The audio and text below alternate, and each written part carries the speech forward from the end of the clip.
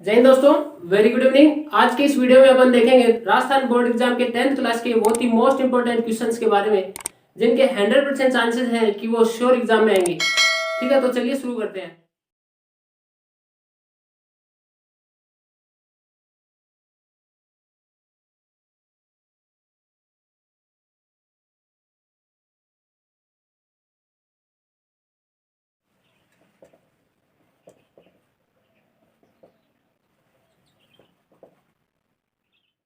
तो first question है, निम्न रैखिक समीकरण युग्म को आलेखीय विधि से हल कीजिए। ठीक है, आलेखीय विधि से हल करना है। ठीक है, आलेखीय विधि का मतलब, आलेख का मतलब ग्राफीय विधि से।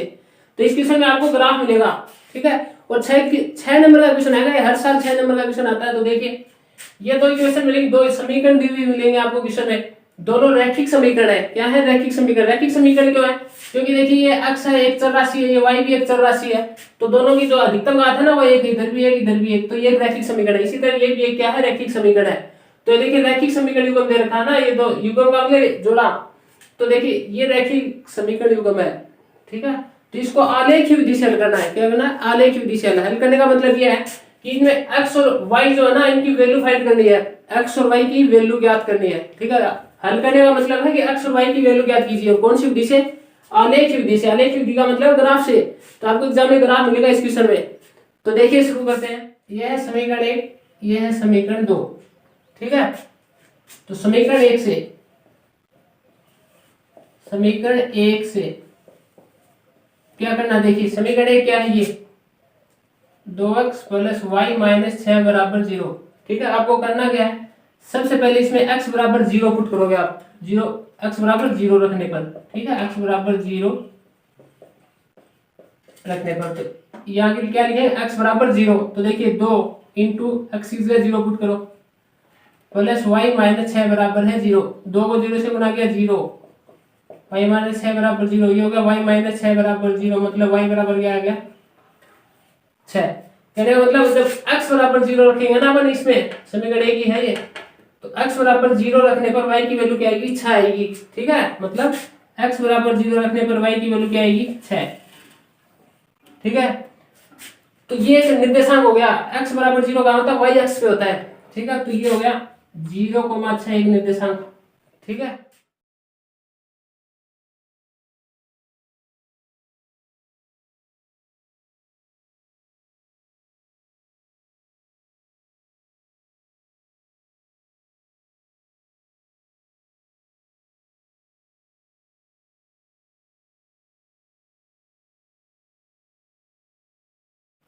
तो अब देखिए, ये ग्राफ में देखेंगे बिंदु कहाँ है। ठीक है, तो ये बिंदु ए मान लिया अपन ने, 0,6 है ए।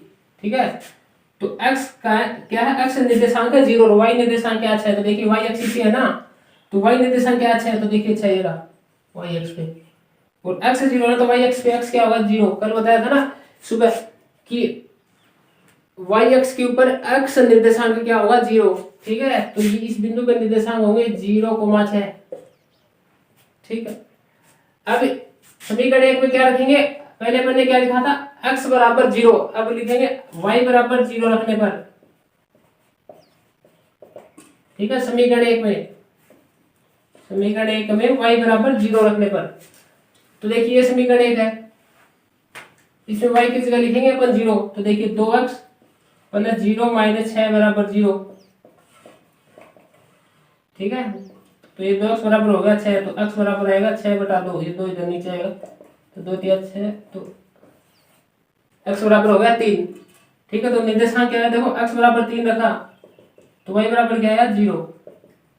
मतलब y = 0 रखा तो x बराबर आया 3। तो निर्देशांक हो गया 3,0। x की वैल्यू 3 और y की वैल्यू 0। ठीक है, तो देखिए 3,0 कहाँ है? ये रहा, x की वैल्यू 3 और y की वैल्यू 0। ठीक है, अब इसको मिलाइए आप। ठीक है, तो ये जो ग्राफ है ना, ये समीकरण 1 का ग्राफ है। ठीक है, जो रैखिक समीकरण है। तो अपन लिखेंगे इसको ऐसे, 2x + y - 6 = 0। ये x है, 2x + y - 6 = 0। ये इस रैखिक समीकरण का ग्राफ है। ठीक है, तो आपको याद क्या रखना है कि कोई भी रैखिक समीकरण है और उसका ग्राफ खींचना आपको, तो क्या करेंगे? पहले समीकरण के अंदर x बराबर 0 पुट करोगे, ठीक है। x बराबर 0 रखने पर क्या आएगी, y की वैल्यू आएगी, ठीक है। तो वो एक निर्देशांक मिलेगा, ठीक है। जैसे x बराबर 0 का, तो y की वैल्यू क्या आएगी 6, तो निर्देशांक हो गया 0,6। x की वैल्यू 0 रखी है ना, और y की 6 आ गई, तो 0,6। इसी प्रकार से y बराबर 0 रखेंगे तो x की वैल्यू आएगी, ठीक है। तो x की वैल्यू इधर क्या आएगी 3, तो x की वैल्यू 3 और y की वैल्यू क्या रखी थी अपन ने 0, ठीक है। तो हर क्वेश्चन ऐसे सोल्व होगा इसमें कि पहले कोई भी रैखिक समीकरण को दे रखा है उसका आलेखीय विधि से हल करना है, तो अपन लिखेंगे ये कि हर एक समीकरण में पहले x बराबर 0 पुट करेंगे और फिर y बराबर 0 पुट करेंगे, तो आपको दो निर्देशांक मिलेंगे, ठीक है। तो पहला ये मिल गया और दूसरा ये, तो इन दोनों को मिला देंगे तो ये होगा एक रैखिक समीकरण का ग्राफ, ठीक है।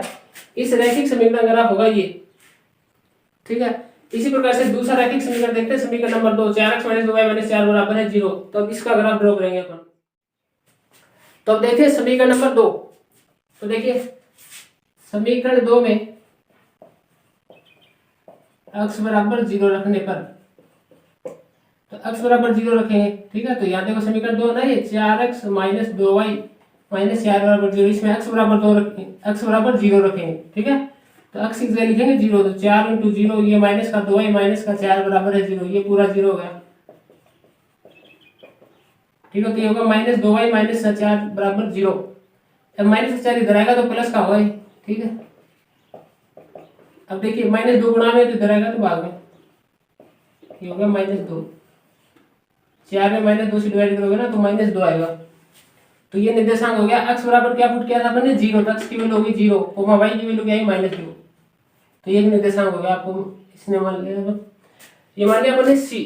अब इसी प्रकार देखेंगे, अब लिखेंगे y बराबर 0 रखने पर समीकरण 2 में, ठीक है। तो समीकरण 2 में y बराबर 0 रखने पर, तो y की जगह लिखेंगे 0, देखो y यहाँ ना, तो यहाँ 0 रखेंगे। तो देखिए 4x 2 × 0 - 4 बराबर 0, तो 4x 2 को 0 से मल्टीप्लाई किया 0 - 4 बराबर 0, 4x ये -4 बराबर 0। हम -4 को इधर ले जाएंगे तो प्लस का होगा, तो x की वैल्यू क्या आएगी गुणा में, तो इधर नीचे भाग में, तो 4 में 4 का भाग दिया 1, तो x की वैल्यू क्या आएगी 1, ठीक है। मतलब y की वैल्यू 0 रखी तो x की वैल्यू क्या आई 1, ठीक है। तो ये निर्देशांक हो गया डी, कि y की वैल्यू क्या रखी 0, तो x की वैल्यू क्या आई 1, तो ये एक निर्देशांक हो गया, ठीक है, 1,0, ठीक है। तो देखिए ये समीकरण 2 का ग्राफ। अब करेंगे 2 का ग्राफ, ठीक है। ये दो बिंदु मिल गए अपने को, दो निर्देशांक मिल गए, अब ग्राफ खींचेंगे यहाँ, ठीक है। तो देखिए सी बिंदु 0, -2, तो x की वैल्यू 0 और y की क्या -2, देखो y एक्सिस है ना, तो y की वैल्यू क्या -2, तो -2 ये रहा, और ये 0, x की वैल्यू 0, तो इसके ऊपर यहाँ x की वैल्यू 0 ही होगी, तो 0 - 2, ये होगा सी बिंदु। इसी प्रकार से डी बिंदु होगा, x की वैल्यू 1 और y की वैल्यू क्या है 0, ठीक है। तो x की वैल्यू 1, ये x एक्सिस है ना, x की वैल्यू 1 के लिए, और y की वैल्यू 0 होगी यहाँ, क्योंकि x एक्सिस पर y की वैल्यू क्या होती है 0, 1,0 ना, y निर्देशांक क्या है 0, तो x एक्सिस के ऊपर y निर्देशांक 0 ही होगा, तो ये x एक्सिस के ऊपर ये बिंदु, ठीक है। तो इसका निर्देशांक क्या होगा 1,0, क्योंकि x की वैल्यू तो 1 है और ये x एक्सिस के ऊपर है, तो ये y निर्देशांक 0 होगा ऑटोमेटिक, ठीक है। तो ये बिंदु होगा डी, ठीक है। अब इस दोनों को मिलाते हैं, इन दोनों बिंदुओं को, ठीक है, ठीक है। देखिए इसको आगे बढ़ाएंगे ऐसे, ठीक है। ये पूरा ग्राफ है इस लाइन का, 4x - 2y - 4 बराबर 0, ये जो रैखिक समीकरण है ना, इसका ग्राफ है ये पूरा, ठीक है। यहाँ से यहाँ तक पूरा, तो लिख देंगे यहाँ पर 4x - 2y - 4 बराबर है 0, ठीक है। मतलब कहने का ये है कि ये एक रैखिक समीकरण है, ठीक है, और इसका ये ग्राफ है। तो देखिए अपन ग्राफ में देखेंगे कि ये कहाँ प्रतिच्छेद कर रही है, ठीक है। तो देखिए यहाँ ये दोनों जो रेखा है ना, इस बिंदु के ऊपर प्रतिच्छेद कर रही है यहाँ, ठीक है ना, ये कोई पॉइंट P है, तो इस बिंदु के निर्देशांक क्या होंगे, इस रैखिक समीकरण का हल होगा, ठीक है। तो एग्जाम में आपको ग्राफ मिलेगा, और ग्राफ जब आप स्केल से खींचोगे ना तो बिल्कुल एक्यूरेट निर्देशांक मिलेंगे आपको, वही इसका आंसर होगा।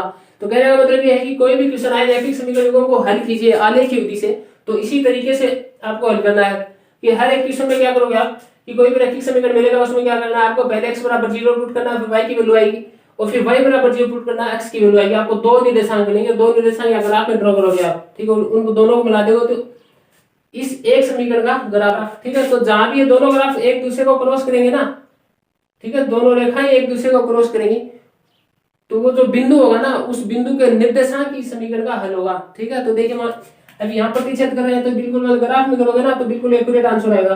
तो देखिए लगभग यहाँ प्रतिशत कर रहे हैं, ठीक है ना, तो देखो x की वैल्यू भी 2 है यहाँ और y की वैल्यू भी क्या है 2। ठीक है, ग्राफ में और एक्यूरेट आएगा ये, तो शायद ये क्वेश्चन आंसर होगा शायद इसका। तो कहने का मतलब ये है कि का हल क्या होगा 2,2। ठीक है ना, x की वैल्यू भी क्या होगी 2 और y की वैल्यू भी क्या होगी 2। ठीक है ना, ये x निर्देशांक और ये y निर्देशांक, तो इसका समीकरण का हल क्या होगा x बराबर 2 और y बराबर भी क्या होगा 2। ठीक है, तो ये था आलेख की विधि से हल ज्ञात करना। ठीक है, वेरी मोस्ट इंपोर्टेंट क्वेश्चनों में से एक है, हर साल क्वेश्चन आता है, बिल्कुल 6 नंबर का क्वेश्चन है, एक पूरा ग्राफ मिलेगा आपको।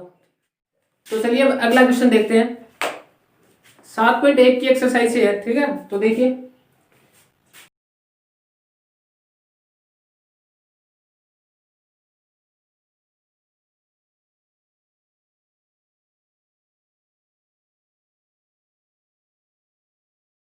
तो देखिए अपने को सीधी ये करना है कि under root 1 minus sine theta बटा 1 प्लस साइन थीटा बराबर है sec theta minus tan theta. ये मतलब ये जो साइड है ना, ये पूरी चीज इसके बराबर सिद्ध करनी है।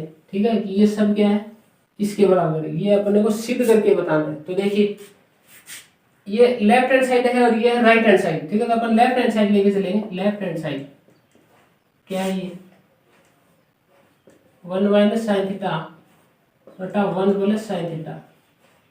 ठीक है, तो आपको याद क्या रखना, हर एक ऐसे क्वेश्चन आएगा सिद्ध कीजिए, तो आपको हमेशा याद रखना है, आपको देखनी right hand side, right hand side में लेके क्या आना अपने को। ठीक है, तो देखिए सेक थीटा और टेन थीटा लेके आना है। ठीक है, तो देखिए अपन करेंगे क्या, इधर देखो 1 प्लस साइन थीटा है और ऊपर है 1 माइनस साइन थीटा। तो याद रखना नीचे जो चिन्ह है ना प्लस, इसके ऑपोजिट चिन्ह से ऊपर नीचे मल्टीप्लाई करेंगे। कैसे, देखिए 1 प्लस साइन थीटा है तो अपन ऊपर नीचे गुणा करेंगे 1 माइनस साइन थीटा से। ऊपर नीचे किससे गुणा करेंगे 1 माइनस साइन थीटा से। ठीक है, याद रखना ये भी यहाँ माइनस होता है ना 1 माइनस साइन थीटा, तो अपन यहाँ गुणा करते हैं 1 प्लस साइन थीटा से ऊपर नीचे। अब यहाँ प्लस है ना, तो इसके उल्टे चिन्ह से गुणा करेंगे 1 माइनस साइन थीटा से ऊपर नीचे। इसको बोलते हैं परिमेयकरण। ठीक है, इसको क्या बोलते हैं परिमेयकरण। परिमेयकरण करने पर, ठीक है। अब देखिए ये 1 माइनस साइन थीटा, ये 1 माइनस साइन थीटा, ये 1 प्लस साइन थीटा, ये 1 माइनस साइन थीटा। ठीक है, तो देखिए ये अंडर रूट है, देखिए 1 minus sine theta into 1 minus sine theta क्या होगा 1 माइनस साइन थीटा का होल स्क्वायर।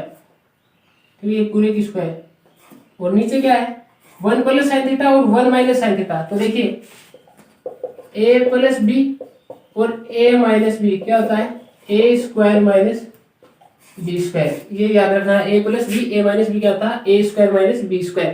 तो देखिए यहाँ देखिए ये होगा ए प्लस बी, ठीक है, और ये होगा ए माइनस बी। ठीक है, 1 प्लस साइन 1 माइनस साइन, तो यहाँ ये फॉर्मूला अप्लाई करेंगे यहाँ, तो इसका आंसर क्या होगा मतलब ए स्क्वायर माइनस बी स्क्वायर के बराबर होगा ये। ठीक है, तो देखो ए की स्क्वायर करेंगे तो ए की स्क्वायर माइनस बी की स्क्वायर, बी क्या यहाँ साइन थीटा, तो साइन थीटा की स्क्वायर। ठीक है, तो ये याद रखना है। तो देखिए ये हो गया 1 माइनस साइन थीटा की स्क्वायर और ये 1 माइनस साइन स्क्वायर थीटा। तो देखिए आगे अंडर रूट, ठीक है, 1 माइनस साइन थीटा की स्क्वायर। अब देखिए 1 माइनस साइन स्क्वायर थीटा है, क्या है 1 माइनस साइन स्क्वायर थीटा। तो देखिए याद रखना आपने को कि sine square theta plus cos square theta बराबर होता है 1। ठीक है, तो sine square theta plus cos square theta बराबर होता है 1। तो देखिए कोस स्क्वायर थीटा किसके बराबर आएगा, साइन स्क्वायर इधर जाएगा तो माइनस। ठीक है, तो कहने का मतलब 1 माइनस साइन स्क्वायर थीटा किसके बराबर होगा कोस स्क्वायर थीटा के बराबर। तो यह 1 माइनस साइन स्क्वायर थीटा ना, इसको कोस स्क्वायर थीटा बराबर लिखेंगे, तो लिखेंगे इसको कोस स्क्वायर थीटा। ठीक है, कोस स्क्वायर थीटा। ठीक है, तो देखिए इन दोनों के ऊपर क्या है अंडर रूट। ठीक है, अंडर रूट का मतलब होता है घात 1/2 घात। ठीक है ना, अंडर रूट का क्या मतलब होता है 1/2 घात। ठीक है, तो अंडर रूट से स्क्वायर कैंसिल हो जाएंगे। ठीक है, तो देखिए इसके ऊपर अंडर रूट लगाएंगे तो ये क्या होगा 1 माइनस साइन थीटा बटा कोस थीटा। ठीक है, ये जो अंडर रूट है ना इससे ये स्क्वायर कैंसिल हो जाएंगे। ठीक है, अब देखिए ये जो कोस थीटा ना दोनों में डिवाइड होगा 1 बटा कोस थीटा, ठीक 1 में भी और साइन में भी। ठीक है, ये माइनस का माइनस और साइन थीटा में भी डिवाइड होगा। तो देखिए 1/cos थीटा होता है sec थीटा और sin थीटा बटा cos थीटा होता है tan थीटा। ठीक है, तो ये अपने को सिद्ध करना देखो। ठीक है, तो ये क्या होगी राइट हैंड साइड। ठीक है, तो आज हमने देखा 2 क्वेश्चन। ठीक है, दोनों क्वेश्चन के 100% चांसेस हैं कि एग्जाम में आएंगे। तो थैंक यू, हमारे चैनल को सब्सक्राइब करें, लाइक करें एंड शेयर करें। All the very best.